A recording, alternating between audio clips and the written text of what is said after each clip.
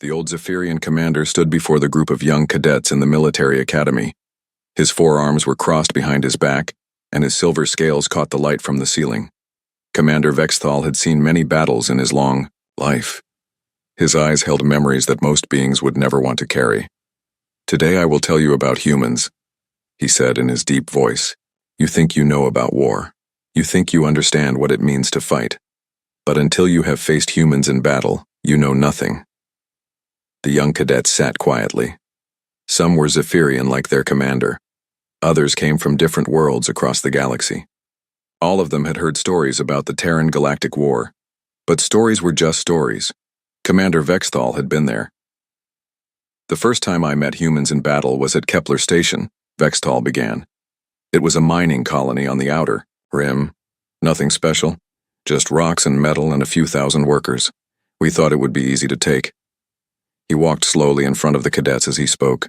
His clawed feet made soft clicking sounds on the metal floor. "I was younger then. Still believed that all species thought the same way about war. You fight until the cost becomes too high. Then you surrender. Simple math. Simple logic. That is, how civilized beings conduct war." One of the cadets raised her hand. "Commander, what made this battle different?" Vexthal's mandibles clicked together. It was the Zephyrian way of showing dark humor. "Everything," he said. "We had 2,000 soldiers. The humans had maybe 300 defenders. We had better weapons, better armor, better ships. We surrounded their station completely, no way in or out. Any reasonable species would have asked for terms." He stopped walking and looked directly at the cadets. The human commander was Captain Jake Morrison. I learned his name later from the records. He was 34 years old, had a wife and 2 children back on Earth. Before the war, he taught children at a school. Not a soldier by birth, just a man who answered his people's call when war came. Vexthal's voice grew quieter. The cadets had to lean forward to hear him. "We sent the usual surrender demand, standard procedure. Lay down your weapons. Surrender. The station. Your lives will be spared. We even offered good treatment for prisoners. The Zephyrian Empire follows the rules of war." "What did Captain Morrison reply?" asked another cadet. He said no. Vexthal's eyes seemed to look through the wall behind the cadets. "Just no. Not even a counteroffer. No request for better terms. No attempt to negotiate. Simply no."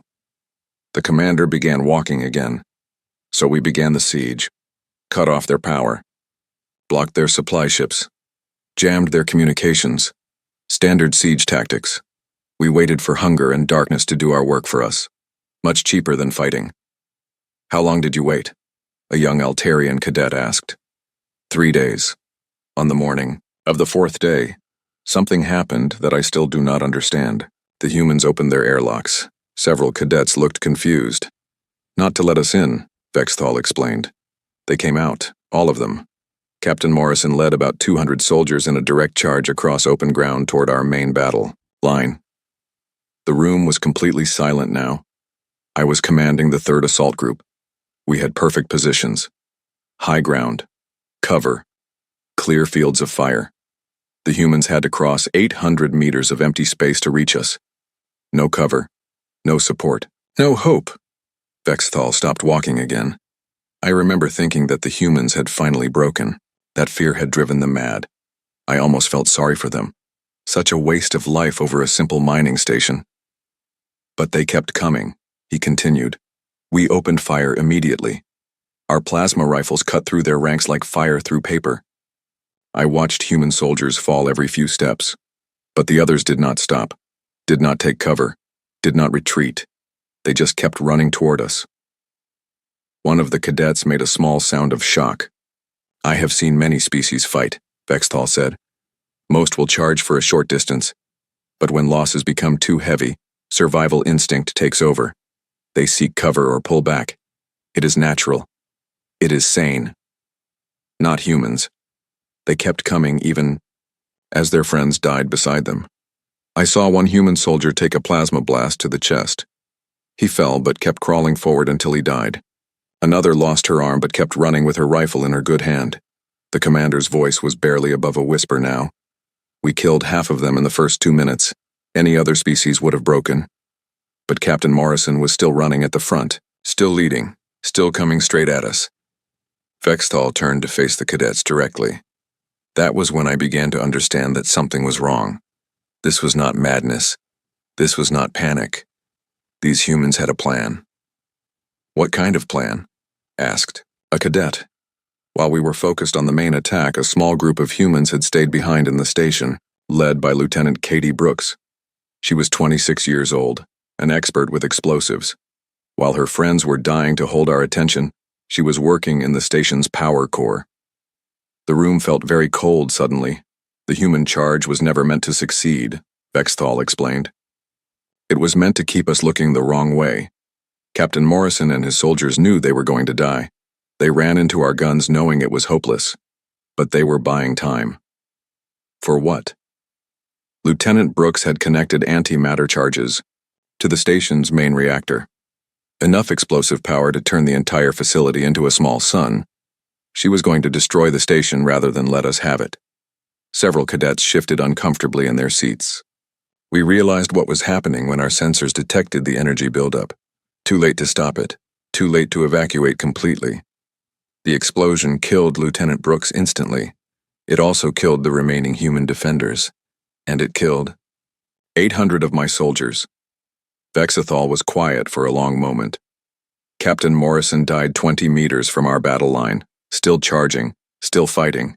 He never knew if his plan worked, but he trusted his people to finish the job. Commander, one cadet said slowly, why did the humans not just threaten to destroy the station? You might have withdrawn rather than lose so many soldiers. Vexthal's mandibles clicked again. Because threats can be negotiated. Bluffs can be called. The humans did not want to bargain. They wanted to send a message to every Zephyrian commander in the fleet. What message? That there is no prize worth taking if humans decide you cannot have it.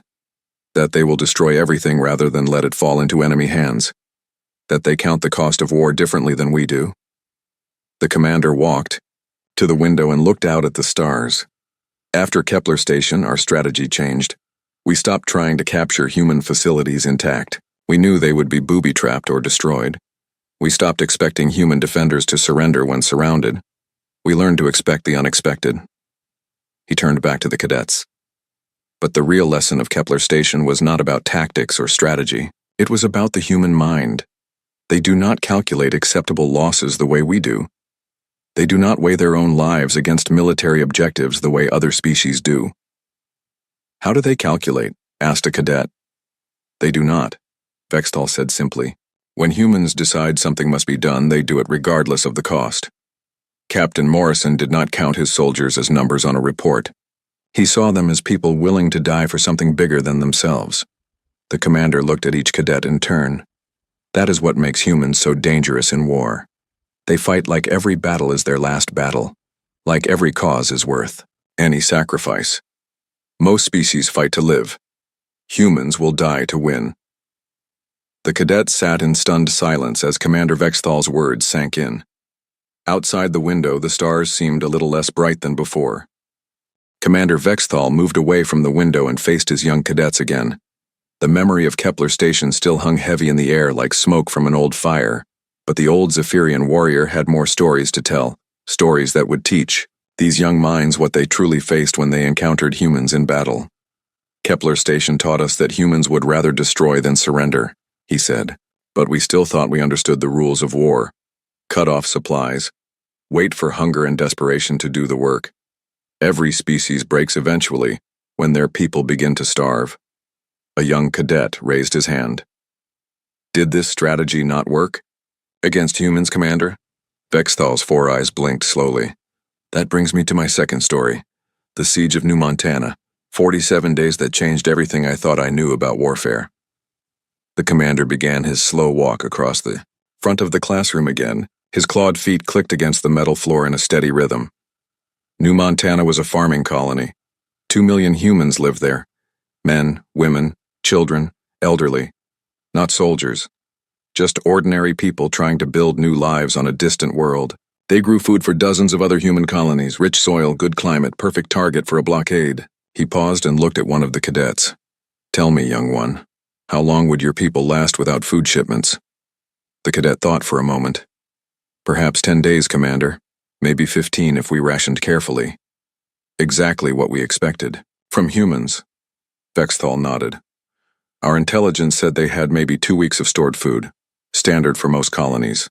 We positioned our fleet around the planet. No ships in or out, no supply runs, no emergency deliveries. We waited for the calls for surrender to begin. But they never came? Asked another cadet. Oh, they came, Vexthal said with that clicking sound that meant dark humor. But not the calls we expected. The commander stopped walking and turned to face the cadets directly. The Planetary Defense Commander was Colonel Steve Hamilton, 42 years old, career military man. He had fought in 3 previous wars, but more important, he understood his people. He knew what humans could endure when they had to. Vexthal's voice grew quieter as he continued. On the 3rd day of the blockade, Colonel Hamilton made a planet-wide broadcast. I heard the recording. Later, he told his people that help was not coming, that they were on their own, that they would have to choose between surrender and survival. What did they choose? A cadet asked. They chose both, Vexthal replied. Colonel Hamilton announced food rationing, 400 calories per person per day. For perspective, that is about 1/4 of what a healthy adult needs to maintain normal activity. Several cadets made sounds of shock. We thought they would last maybe a week on such rations before riots began, before desperate parents demanded surrender to feed their children. Any reasonable species would have broken in days. The commander walked to his desk and picked up a data pad. Instead, something else happened. The chief medical officer was Dr. Lisa Chen, 36 years old, mother of 3 children. She began organizing the colony's medical response to starvation, not to treat it, but to manage it. Vexthal read from the datapad. Dr. Chen set up medical stations in every district. She trained ordinary citizens to recognize the signs of dangerous malnutrition. She created exercise programs to help people maintain muscle mass on reduced calories. She even worked with the colony's chemists to create vitamin supplements from local plants. He set the datapad down. But that was not the worst part. The worst part was how the civilians responded. Parents gave their food portions to their children. Adults gave their portions to the elderly. Everyone found ways to stretch every meal. They ate things that other species would never consider food. What kind of things? Asked a cadet. Tree bark ground into flour, grass boiled into soup, insects, roasted and seasoned. They harvested algae from the water treatment plants and called it protein. Nothing was wasted. Nothing was thrown away. Vexthal's voice carried a note of grudging respect. The mayor was Paul Johnson, 64 years old. Before the war, he sold farming equipment. Not a military man, but he understood organization. He turned the entire colony into a war factory. While people were starving, a cadet asked in disbelief. Because people were starving, Vexthal corrected. Mayor Johnson converted civilian factories to produce weapons and ammunition. Children as young as 12 years old worked in the ammunition plants. Teenagers operated the weapons factories. The elderly repaired equipment and maintained machinery. The commander began walking again. Every family became a military unit. Mothers taught their children to shoot. Fathers showed their sons how to build explosives from farming chemicals. Grandparents passed down knowledge of surviving hard times from old wars. But surely they grew weaker as time passed, suggested a cadet. Vexthal's mandibles clicked. That is what we expected, what we planned for. But humans are not like other species. Instead of growing weaker, they grew harder, more determined, more unified. He stopped and faced the cadets again. Dr. Chen worked 18-hour days in makeshift hospitals. She performed surgery by candlelight to save electrical power. When medical supplies ran low, she created new medicines from local materials. When painkillers were gone, she taught patients to endure surgery without them. The room was completely silent. Colonel Hamilton organized the defense with military precision, but he also walked among the civilians every day. He visited the factories. He ate in the communal kitchens. He slept in the same bunkers as ordinary families. The people saw their leader sharing their hardships. Vexthal picked up the datapad again. By day 20, we intercepted communications from the surface. We expected to hear desperation, calls for help, demands for surrender. Instead, we heard work schedules, production reports, training programs. Training for what? For ground combat. Colonel Hamilton knew we would eventually have to land troops, so he prepared his people. 2 million civilians became 2 million potential soldiers. Every factory worker learned to use a rifle. Every farmer learned to make bombs. Every child learned to carry messages and supplies. The commander's voice grew softer. On day 31, something happened that I will never forget. Our sensors detected a massive energy surge from the planet's surface. We thought they were trying to send a distress signal. Instead, they were celebrating. Celebrating what? The birth of a baby. Dr. Chen had delivered a healthy child in one of the underground shelters. The entire colony celebrated for 3 days. In the middle of starvation and war, they found joy in new life. Vexthal set down the datapad and looked directly at the cadets. That was when I began to understand that we were not fighting a normal enemy. These humans were not breaking down under pressure. They were becoming something stronger, something more dangerous. What happened when you finally landed troops? Asked a cadet. Disaster, Vexthal said simply. We expected to find weak, desperate people ready to surrender for food. Instead, we found an enemy that had grown harder and more united with each passing day. The commander walked to the back of the room. Our first landing force was 5,000 soldiers, elite troops, the best equipment. We landed at dawn expecting quick victory. By sunset, half my soldiers were dead or wounded. How? The humans fought like they had nothing left to lose, because they had already given up everything except the will to resist. They used their knowledge of the terrain. They used weapons made from farming equipment. They used tactics that no military academy teaches. Vexthal's voice carried admiration despite himself. Mayor Johnson led civilian fighters with hunting rifles against our armored vehicles. Dr. Chen treated wounded fighters in mobile medical stations that moved constantly to avoid our attacks. Colonel Hamilton coordinated defense from command, posts that changed location every few hours. But surely hunger weakened them. Hunger made them desperate. Desperation made them creative. Creativity made them deadly. They fought with the fury of people protecting their families, not the calculated aggression of professional soldiers. The commander returned to the front of the room.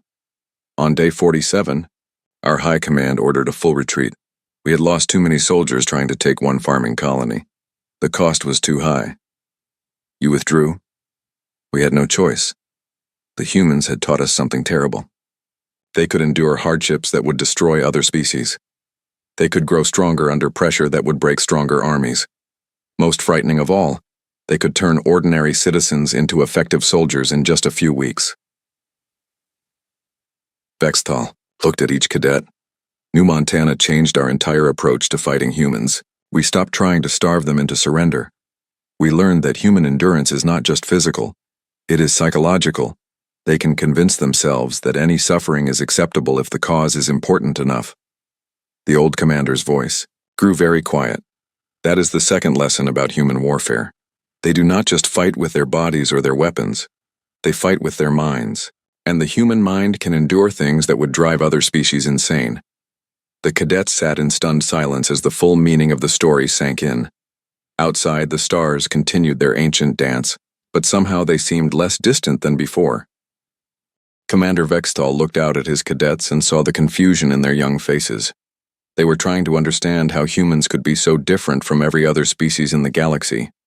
The old warrior knew that his next story would confuse them even more. You think you are beginning to understand humans, he said slowly. You have learned that they will die rather than surrender. You have learned that they grow stronger under pressure. But I have not told you the most disturbing thing about human warfare yet. A young Altarian cadet shifted nervously in her seat. What could be more disturbing than what we have already heard, Commander? Vexthal's mandibles clicked in that way that meant he was remembering something painful. The most disturbing thing about humans is not how they treat their enemies.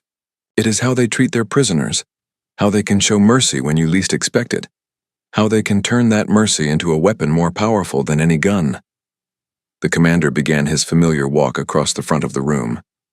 But this time his steps seemed heavier, more troubled. This happened at Proxima Base. It was one of our forward supply stations. Not heavily defended, maybe 500 Zephyrian soldiers. We used it to store equipment and fuel for our fleet operations in that sector. He stopped walking and faced the cadets. The human attack came without warning, a full assault by 2,000 human Marines, led by General Rick Carter, 51 years old, a career soldier who had fought in more battles than most of us could count. He was known for being efficient and ruthless in combat. The attack was perfectly planned. Vexthal continued. The humans cut through our defenses like they were made of paper. Superior numbers, better tactics, complete surprise. Within 6 hours, Proxima Base was theirs. One of the cadets raised his hand. Commander, this sounds like a normal military victory. What made it different? Vexthal's 4 eyes blinked slowly. What made it different was what happened after the fighting stopped. We had 300 wounded Zephyrian soldiers. Standard procedure in war is simple. Prisoners get basic medical care, enough to keep them alive for questioning, nothing more. The commander's voice grew quieter. The humans did something that made no sense. They gave our wounded soldiers the same medical treatment they gave their own wounded. The same drugs, the same surgery, the same care. Several cadets looked confused. I was one of those wounded, Vexthal explained. Plasma burns on 2 of my arms, shrapnel in my chest. I was dying slowly and I knew it. I expected the humans to let me die or maybe speed up the process. Instead, a human medic worked on me for 3 hours. Her name was Sergeant Amy Watson, 28 years old. She had trained as a doctor before joining the military. She could have been anywhere else treating human soldiers who were her own people. Instead, she was trying to save the life of an enemy who had been trying to kill her friends just hours before. Vexthal lifted one of his arms and showed the cadets a long scar. Sergeant Watson cut me open and pulled out 17 pieces of metal shrapnel, one by one, while I was awake. She talked to me the whole time, asked about my family, told me about hers, like we were old friends instead of enemies. The room was completely silent. But that was not the strangest part. The strangest part was when she finished treating me. I asked her why she had saved my life. Do you know what she said? The cadets waited. She said because I was hurt and she was a doctor. That simple. Like the war did not matter. Like the fact that I had killed human soldiers did not matter. Only that I needed help, and she could provide it. Vexthal began walking again. I was not the only one. Commander Zekthor was captured with severe injuries to his lower body. The humans spent days keeping him alive. They used expensive medicines. They gave him blood transfusions. They even brought in a specialist surgeon from another base. Why would they waste resources on prisoners? Asked a cadet. That is exactly what I wondered. What Commander Zekthor wondered. What all of us wondered. It made no strategic sense. It was not efficient. It was not logical. The commander stopped walking. But humans do not always think about war the way we do. They have ideas about right and wrong that go beyond military necessity. Sergeant Watson told me that her people believe all life has value, even enemy life. Vexthal's voice carried a note of confusion, even after all these years. For 2 weeks, we were prisoners at Proxima Base. 2 weeks of being treated better than some of our own commanders treated us. Good food, clean medical facilities, recreation time. The humans even let us contact our families to tell them we were alive. That does sound strange, admitted a cadet. It gets stranger. On the 15th day, our sensors detected a massive Zephyrian fleet approaching the base. 3,000 soldiers, heavy weapons, a full counterattack to retake Proxima Base. Vexthal turned to face the cadets directly. General Carter had a choice to make. He could execute the prisoners to prevent us from helping in the attack. He could use us as shields. He could lock us up and let us die in the fighting. All normal tactics that any commander might use. What did he do? He called all the prisoners, together in the main hall. 300 Zephyrian soldiers. Some still recovering from wounds. All of us expecting to die. General Carter stood in front of us and made the most shocking announcement I have ever heard in war. The commander's voice dropped to almost a whisper. He said that our people were coming to rescue us. He said that he could not guarantee our safety if we stayed locked up during the battle. So he was going to do something unprecedented. He was going to give us weapons and ask us to help defend the base. Several cadets made sounds of disbelief. Help defend against our own people? One asked. That is exactly what he proposed. General Carter said that his soldiers had treated us with respect and care, that Sergeant Watson and the other medics had saved our lives, that we had been given food and shelter and medical treatment. He asked us to remember that kindness when our people arrived. Vexthal walked to the window and looked out at the stars. He gave us a choice. We could take the weapons and fight alongside the humans against our own forces, or we could take the weapons and join the attack against our captors. He said he would trust us to make the right decision. What did you do? I am ashamed to say that I did not know what to do. For the first time in my military career, I could not decide who was right and who was wrong. The humans had been kind to us, but they were still our enemies. Our people had come to rescue us, but they would probably kill the humans who had saved our lives. The commander turned back to the cadets. Commander Zekthor made the decision for many of us.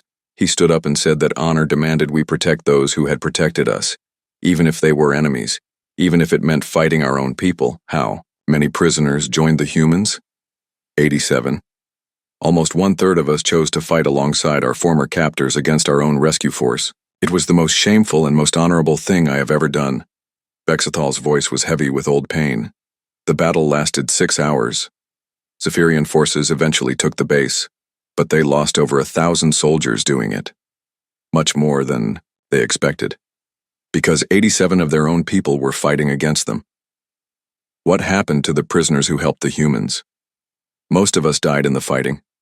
Commander Zekthor was killed defending the medical station where Sergeant Watson was treating wounded. I was wounded again but survived. When our forces found me, they did not understand why I had been fighting alongside humans. The commander walked back to his desk. I was court-martialed, charged with treason. But something strange happened during the trial. Other prisoners from Proxima Base testified. They told the court about how the humans had treated us, about Sergeant Watson working to save enemy lives, about General Carter trusting us with weapons. Were you convicted? The court could not decide. Half the judges said I was a traitor. Half said I had acted with honor. In the end, they reduced my rank but allowed me to continue serving. But the real punishment was living with the knowledge of what the humans had done to us. Vexthal looked directly at the cadets. Do you understand what happened at Proxima Base? The humans turned their greatest weakness into their greatest strength. They showed mercy when they should have shown ruthlessness. They trusted when they should have suspected. They treated enemies like friends. And it worked? It worked perfectly. Not for winning that battle, but for winning something much more important. They had shown 87 Zephyrian soldiers that humans were not monsters, that they could be honorable even in war, that maybe this war was wrong. The commander's voice grew very quiet. That is the third lesson about human warfare. They do not just fight to defeat their enemies. They fight to change their enemies' minds. They use kindness like a weapon. They turn mercy into a tool of conquest. Looked at each cadet in turn. After Proxima Base, everything changed for me. I still fought against humans, but I no longer believed they were evil. I began to wonder if we were fighting the wrong war, and I was not the only one. The story of Proxima Base spread through our ranks. Doubt spread with it. The old commander walked to the door of the classroom. That is perhaps the most terrifying thing about humans. They can make you question everything you believe about right and wrong. Even in the middle of a war, they can make you wonder who the real enemy is. Commander Vexthal stood silent for a long moment after finishing his story about Proxima Base. The cadets could see that the memories still troubled him deeply, but they could also see that he had more to tell them. Something darker, something that frightened even this battle-hardened veteran. You have learned that humans will sacrifice themselves completely, he said finally. You have learned that they can endure impossible hardship. You have learned that they can turn mercy into a weapon. But there is one more thing you must understand about humans in war. The old commander's voice grew very quiet, almost a whisper. Sometimes humans stop being human. Sometimes something breaks inside them, and they become something else entirely. Something that haunts my dreams even now, decades later. A young cadet leaned forward nervously. What do you mean, Commander? Vexthal walked to his desk and picked up a small metal object. It was twisted and blackened with age. This is a piece of shrapnel from Titan Mining Station, the bloodiest battle I ever fought, the place where I learned that humans have a switch inside them. A switch that, once flipped, turns them into something beyond rational military calculation. He held the metal fragment up so all the cadets could see it. Titan Station was built inside an asteroid. Miles of tunnels carved from solid rock. Perfect defensive position. We had held it for 3 months against repeated human attacks. The tunnels were too narrow for large weapons, too twisted for coordinated assaults, just brutal hand-to-hand fighting in the dark. Vexthal set the metal piece down and began his slow walk. The humans sent in special tunnel fighters, small units of soldiers trained for close combat in confined spaces. They had been trying to take the station for weeks, losing soldiers every day in the maze of corridors, but they kept coming. Why was this station so important? Asked a cadet. It controlled the shipping routes for an entire sector. Whoever held Titan Station could tax or block trade for dozens of worlds. Both sides needed it. Both sides were willing to pay any price to have it. The commander's voice grew darker. The human unit I encountered was led by Corporal Danny Rodriguez, 24 years old, third-generation soldier. His grandfather had fought in the First Colonial War. His father had died fighting pirates in the Outer Rim. War was in his blood.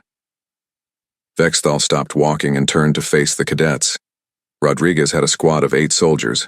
They had been fighting in those tunnels for 6 days straight, living on emergency rations, sleeping in shifts, breathing recycled air that smelled of blood and explosives, the kind of conditions that break most minds. One of his soldiers was Private Lucy Adams, 19 years old, newest member of the squad. Before the war, she had worked in her family's restaurant on Earth. She joined the military to pay for college. Just a normal young woman trying to build a better life. The commander picked up the metal fragment again and turned it over in his clawed hands. I was commanding a section of tunnels near the station's main power core. Sub-Commander Thekvar was with me, experienced tunnel fighter. We had 40 soldiers in defensive positions. Good cover, clear fields of fire. We thought we were ready. For anything. The humans came at dawn. Rodriguez led his squad through the service tunnels, trying to flank our main position. Standard tunnel fighting tactics, nothing unusual. We detected them and prepared to engage. Vexthal's voice became very quiet. The fighting started normally. Exchange of gunfire in the narrow passages. Both sides using cover, taking careful shots, professional soldiers doing their jobs, but then something happened that changed everything. He set the metal piece down again. Private Adams was advancing through a side tunnel when one of our plasma mines exploded.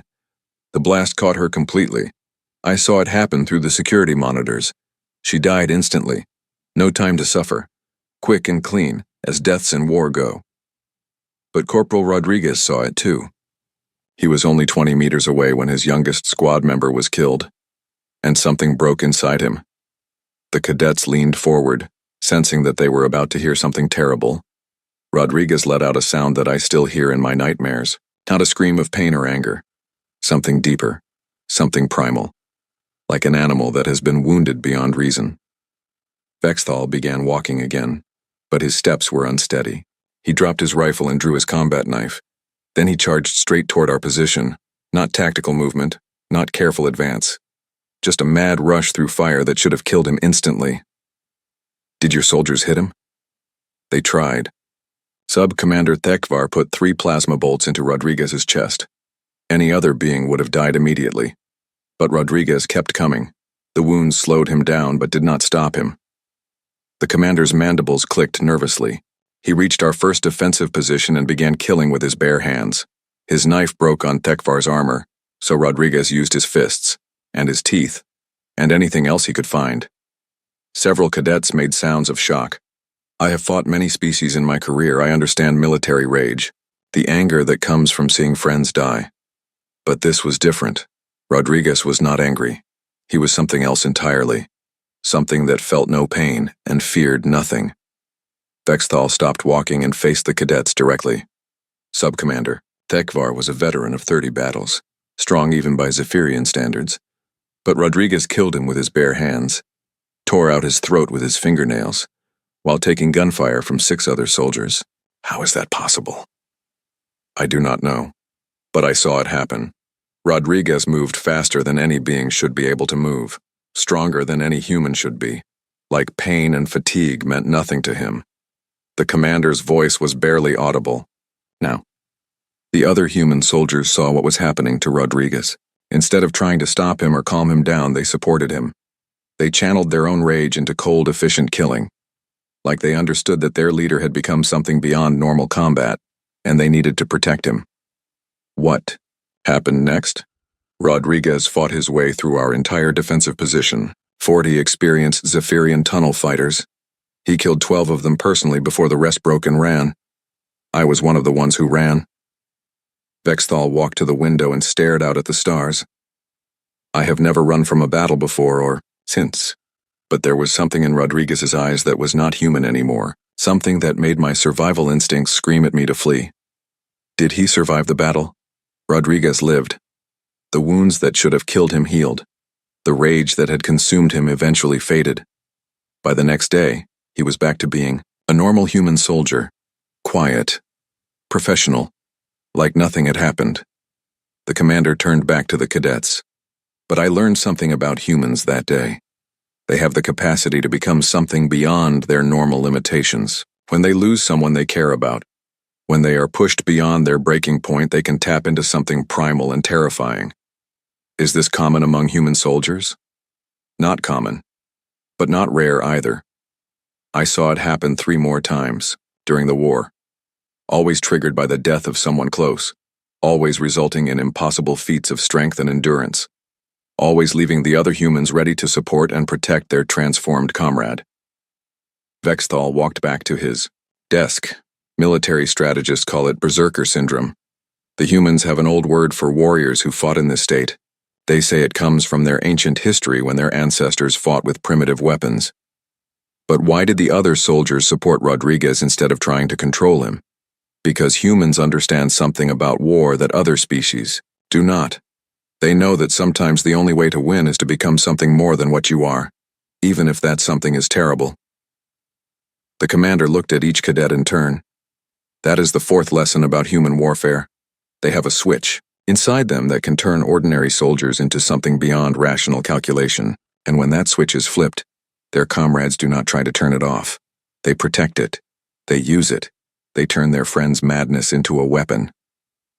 How do you fight against something like that? You do not, Vexthal said simply. You cannot plan for it. You cannot defend against it. You can only hope it does not happen, and if it does happen, you run. The old commander's voice carried the weight of decades. After Titan Station, our commanders issued new orders. If human soldiers entered berserker state, we were to withdraw immediately. Do not engage. Do not try to contain. Just retreat and wait for the episode to pass. Did this strategy work? Sometimes, but the knowledge that humans could become something beyond normal soldiers changed how we fought them. We became more cautious, more afraid. Fear is a weapon, and humans had learned to use it without even trying. Vexthal looked out the window again. Rodriguez never knew the effect he had on our forces. To him, it was just another battle where he lost a friend and did what was necessary. But to us, it was proof that humans are not entirely rational beings, that they have depths of savagery that civilized species prefer not to think about. The commander turned back to the cadets one final time. Remember this lesson well. Humans are dangerous not just because of their technology or their tactics, or their willingness to sacrifice. They are dangerous because they can stop being human when they need to. And when they do, they become something that makes veteran soldiers run in terror.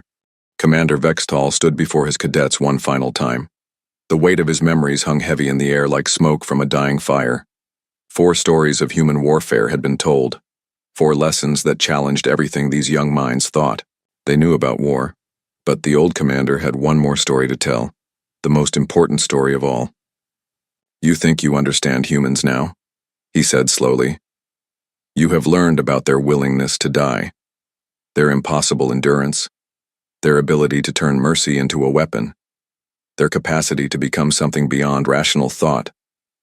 But I have not told you the most terrifying thing about human warfare yet. A young cadet raised her hand nervously. Commander, what could be more terrifying than what we have already heard? Vexthal's 4 eyes blinked slowly. His mandibles clicked in a way that suggested dark amusement. The most terrifying thing about humans is not what they do during war. It is what they do after war ends. It is how they think about victory and defeat. It is how they plan not just for battles but for centuries. The commander walked to the center of the room and stopped. My final story takes place on Neutral Station Alpha, the peace negotiations that ended the Terran Galactic War.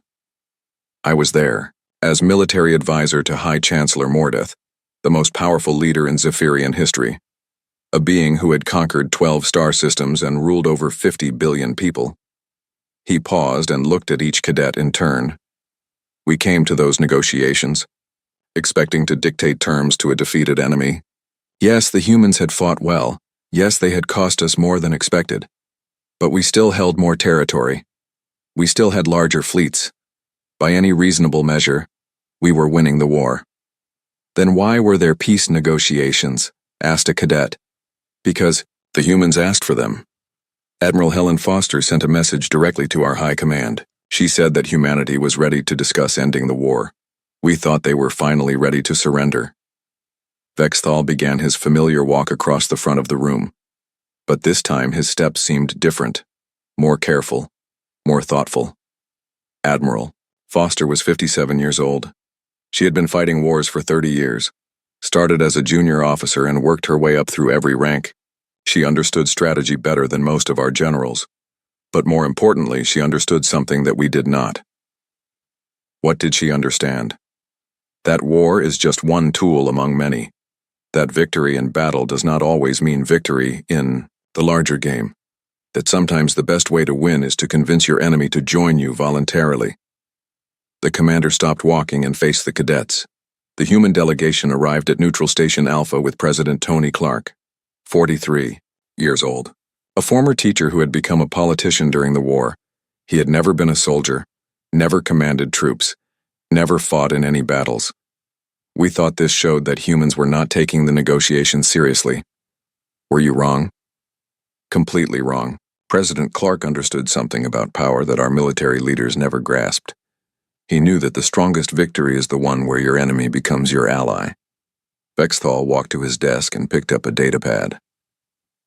The negotiations began with Admiral Foster presenting the human position. We expected demands for territory, requests for resource rights, complaints about war crimes, the usual things that happen when enemies meet to discuss peace. He looked down at the datapad. Instead, Admiral Foster said something that confused everyone in the room. She said that humanity wanted to help rebuild the worlds that had been damaged during the war, both human worlds and Zephyrian worlds. Several cadets looked puzzled. We thought it was a trick, some kind of negotiating strategy. High Chancellor Mordeth demanded to know what humans wanted in return for this rebuilding aid, what territory they wanted to claim, what resources they wanted to control. What did they want? Nothing. President Clark explained that humanity believed the war had been a misunderstanding, that both species had more to gain from cooperation than from continued fighting, that they wanted to turn former enemies into future allies. Vexthal set the datapad down. High Chancellor Mordeth was furious. He accused the humans of mocking us, of treating serious negotiations like a joke. He said that winners and losers do not become friends. They become rulers and subjects. The commander's voice grew quieter. Admiral Foster listened patiently to the Chancellor's anger. Then she asked a simple question that changed everything. She asked what the Zephyrian Empire would look like in 100 years if the war continued. What kind of question was that? The most important question anyone had asked during the entire war. High Chancellor Mordeth started to give the obvious answer, that we would eventually defeat the humans and expand our empire. But then he stopped, because he realized he could not guarantee that answer. Vexthal began walking again. Admiral Foster continued asking questions. How many more battles would we have to fight? How many more soldiers would die? How many resources would be consumed? How many years would it take? And most importantly, what would we do with human colonies that refused to surrender? These were military questions, but they were also economic questions, political questions, questions about the future that went far beyond simple battlefield victories. The commander stopped and turned to face the cadets. Then President Clark presented the human alternative: technology sharing programs, joint colonies, cultural exchanges, trade agreements, a future where both species work together instead of fighting each other. Did the Zephyrian leaders accept this offer? Not immediately. High Chancellor Mordeth said that Zephyrians do not negotiate with enemies. We conquer them or we destroy them. There is no middle ground. Vexthal's voice carried a note of sadness. Admiral Foster nodded and said she understood. Then she presented the Chancellor with detailed analysis of every battle fought during the war, casualty reports, resource expenditures, projected costs, for continued fighting. The commander picked up the data pad again. The numbers were shocking. Even though we were technically winning, the war was costing us more than our entire empire could sustain long-term. Admiral Foster showed us that humans had been calculating the real cost of war, while we had been focused only on winning battles. What did she mean by real cost? Everything. Not just soldiers killed and ships lost, economic damage, lost trade, disrupted production, political instability, social unrest. The humans had been measuring the war's impact on entire civilizations, while we had been counting only military victories. Vexthal looked directly at the cadets. President Clark explained that this was how humans thought about all conflicts. Not just how to win the current fight, but how to build a better future. After the fighting stopped, they were playing a game measured in generations while we were focused on immediate tactical victories. Did this change the Chancellor's mind? Slowly. Over the course of 3 days, Admiral Foster and President Clark presented their vision for the future. Joint research projects, shared colonies, combined military forces for defense against external threats, a galaxy where former enemies worked together for mutual benefit. The commander walked to the window and looked out at the stars. The most disturbing part was how reasonable it all sounded, how logical, how beneficial for both species. The humans had taken everything they learned about us during the war and used it to design a peace that would be impossible to refuse. Did the Chancellor accept? On the 4th day, High Chancellor Mordeth signed the peace treaty. But it was not really a peace treaty. It was an alliance agreement, a plan for the future that would benefit both species more than continued war ever could. Vexthal turned back to the cadets. Within 5 years, joint human Zephyrian colonies were established. Within 10 years, combined research programs had developed new technologies that benefited both species. Within 20 years, it was hard to remember why we had been fighting in the first place. And this was the human plan all along? From the beginning. Admiral Foster later told me that humans had been preparing for peace negotiations before the war even started. They knew that any conflict would eventually end. They wanted to make sure it ended in a way that created allies instead of bitter enemies. The commander walked back to the center of the room. That is the 5th and final lesson about human warfare. They do not fight just to win battles or even to win wars. They fight to win the peace. They think about what happens after victory. They plan for generations ahead. How is this terrifying? Because it means that everything else I have told you was part of a larger strategy. The humans who died rather than surrender were showing us their determination. The humans who endured starvation were proving their strength. The humans who showed mercy to prisoners were demonstrating their honor.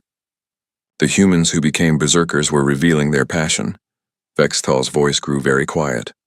All of it was designed to convince us that humans would be valuable allies and dangerous enemies. Every battle was also a negotiation. Every act of courage was also a demonstration. Every sacrifice was also an investment in the future.